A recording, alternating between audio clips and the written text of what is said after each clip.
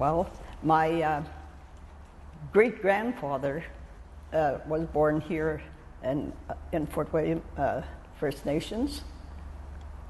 The exact location, I'm not sure of his birthplace, but the family did live at Squaw Bay. So my mother was born in Squaw Bay. So was my grandmother, which was Catherine Descharmes. So I'm from the Descharmes family and Boucher family.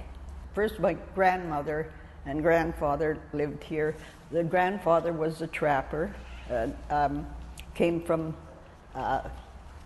fur traders, which they called voyageurs. Yes, Thomas Bushy, and of course it was spelled Boucher, Thomas, first name. Thomas Bushy and Catherine Descharmes married, and they had 16 children.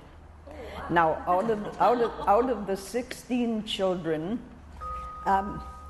most of them passed away by the time they were three, other than 3 children, a boy and 2 girls. Now, the oldest girl that lived was my mother, Veronica Boucher. And, well, I had, there was 9 of us, but 2 passed away when they were young, so there was 7 of us alive. There were 3 boys and 6 girls, so there was just 1 boy was left and the 6 girls. I have 2 younger sisters living. The rest of them have passed. Their names? Well, one is Nora. Don't ask me to spell the last name. She's married to a Greek fellow by the name of Spourdalakis. And my youngest sister is Edna Blair. She was married to Brian Blair, but he has passed away 2 years ago. What did your parents do? Well, my dad was a carpenter and trapper and whatever else, but he was a cabinet maker. And my mom, of course, being blind, was always at home. And the years of being brought up, she was very good at what she did. She baked bread every day. Naturally, with 7 kids running around, I imagine she had her hands full. And then she was a very, very good cook. And of course, whatever a blind person can teach their children, that is what she did. She taught us how to sing and gather around in the evenings and tell stories to us, and we'd get her to lay in bed, and we'd all get on the bed, and she would sing for us and teach us songs and whatnot. But I thought that she had done a wonderful job being blind and raising us. She did all our own cooking and washing. She was able to iron our clothes as good as I can iron even today, and did the washing and whatnot. It was a very hard life, but she seemed happy with it. Do you remember how your parents met?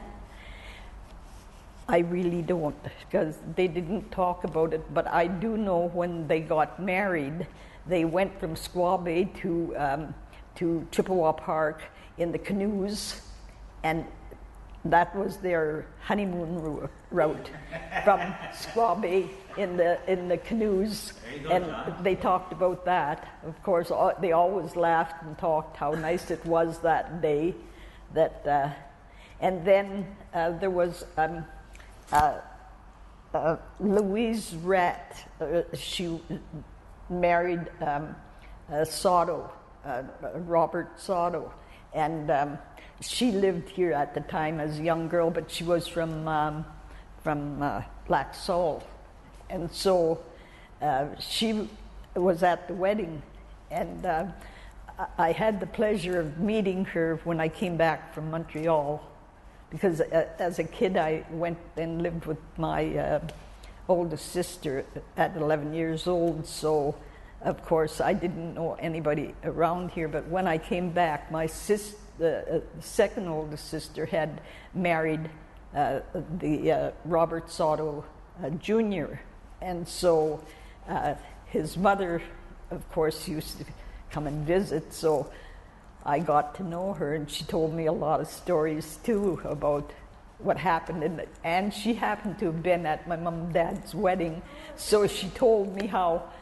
like, the young girls then had all decorated the canoes, and how they went from Squaw Bay all the way around to Chippewa Park and then all the way back again, and that was that honeymoon trip.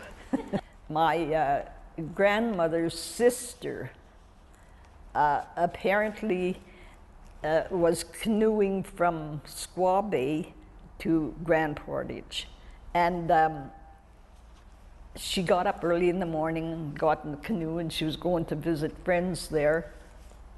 And on her at noon hour, now this is what I've often thought about, was that she started out early in the morning, so who knows how early in the morning was. But anyway, she was going to see friends, and the young women thought nothing of getting in a canoe and going in canoe over to Grand Portage to see friends and probably boyfriends or whatever.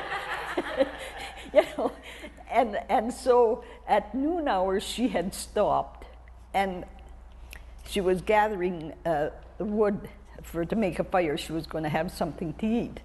So she was going around by the rocks, and somewhere between here and Grand Portage there's gold, because she found 6 sticks that were like candle holders.